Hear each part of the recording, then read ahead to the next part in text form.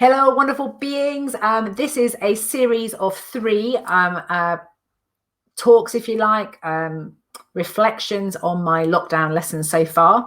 And I've pre-recorded them because I'm just about to take a break and go away for a few weeks break, whether I get to fly away and go on holiday or whether I just do some camping or just chill out at home. Whatever happens, I'm due to take 3 weeks off from work. And so I've pre-recorded these because I want to share them with you in my absence. So they're going to come out every Monday. This is the first one here, 9 o'clock on a Monday on YouTube and on the Step by Step Listening Facebook page. And the next ones will be out over the next couple of weeks. And over the next 3 weeks, what I want to share with you is really, the first one today is about reactive rather than responsive. And I want to talk about, how I responded to the COVID pandemic and the lockdown situation. And in episode 2, I want to look at what worked about that, but also really reflect on the foundations of things I've done before and how that had made a difference to how I reacted and responded in the moment. But I also, in the last episode, want to look at what could have worked better. Because what I do know about clarity, confidence, and change is that we often repeat patterns. We'll do things that don't work for us if we don't take the time to actually stop and consciously be aware of what was happening, what worked about it, and what could have worked better. And if we don't do something to consciously become aware of it, and we have some way of reminding ourselves of it in the future, there's a really good chance that we'll repeat old patterns. And so my intention by sharing this with you is, one, to share with it and encourage you to take some time to think about what was your reaction and your response when it very first happened. What worked about the way you responded and what could have worked better. And then by doing that, you give you the chance to set yourself up for success. And by us sharing it, we learn from each other and start to become more aware of, because in essence, my take on it, and it's just my take, is it will give us some kind of representation of how we react to change. We are effectively, as a global pandemic, we were all thrown into change and we all had our own reactions and responses to it.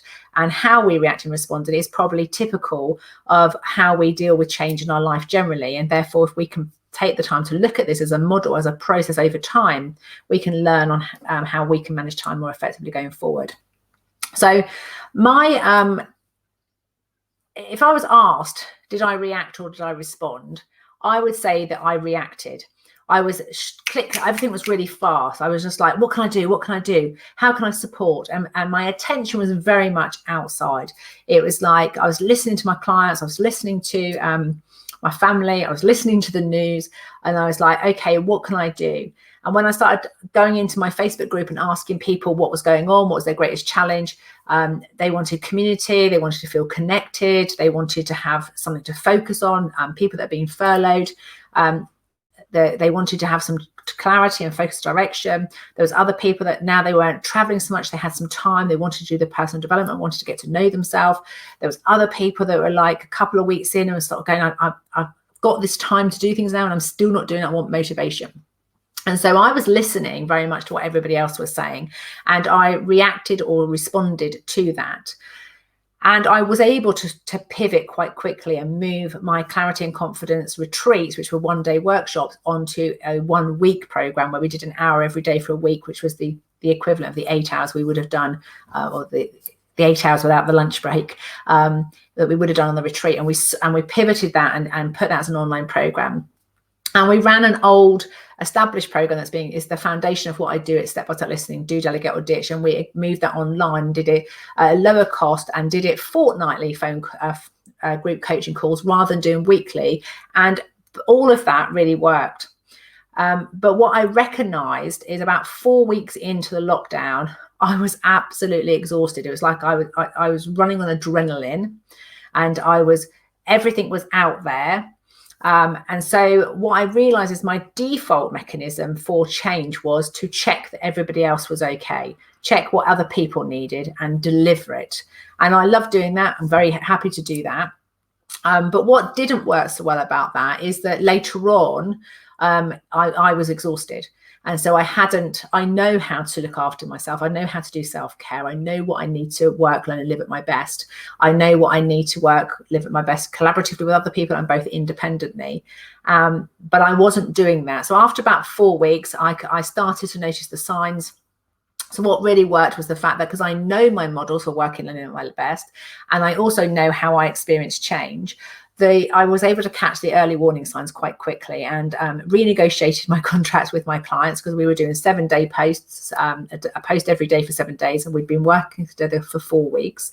And I said, right, I can't sustain this. So we went to 5 days again for the following 4 weeks. And so knowing what the warning signs were for me, of me being at my worst, was something that really helped me, that really worked for me to go, actually, what do I need to do about this? What could have worked better would be for me to check what everybody else wants, and then come back and actually check with myself and go, actually, what would I like to have happen? What would I like to do differently? And then came back with a solution that was inclusive of what worked for me.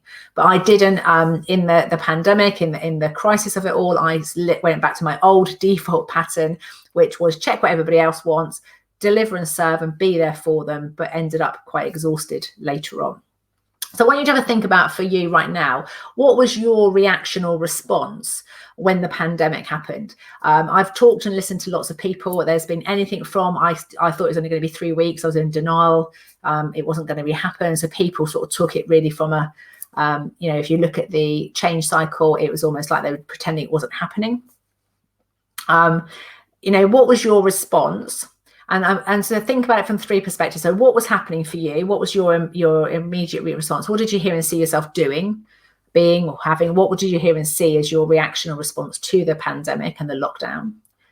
What worked about that, your reaction and your response? So what worked about it for me is I acted really quickly. I got new customers in. My cash flow was good. And I didn't have to stress about money. So that was all sorted. The only thing that didn't work so well about it was the fact that I was quite tired, but because we weren't traveling, we weren't going anywhere, I did have more energy anyway. And what could have worked better is I checked with myself as well as checking with other people before I made final decisions about how I put the programs together. So what about for you? What was your reaction or response to the pandemic? That was like what for you? What worked about that response? And what could have worked better? I'd love to hear from you. I look forward to hearing your responses. And the purpose for doing this is because when you take time to actually notice what worked, and if you keep a record of them over the next 3 videos, if you keep a record of, you'll start to notice patterns. And when you notice your patterns, then you can start to be able to track progress more effectively. But also when you do need help, when you're at your worst and you need to get back to your best, you'll have a better understanding of the sort of party, the group of people that you need to bring around you in order to help and resource you. And I'm going to talk to you a little bit about that on the next video, because when it was all going P-tong, I was fine in the first bit. In the middle, it all went a bit wobbly, and I needed to tap into the resource and support network that I had in order to get me from being at my worst back to my best. And I had to ask for help, and I'll tell you a bit more about that on episode 2. See you on episode 2. Have a great week. Motivational Monday is again at 9 o'clock next week.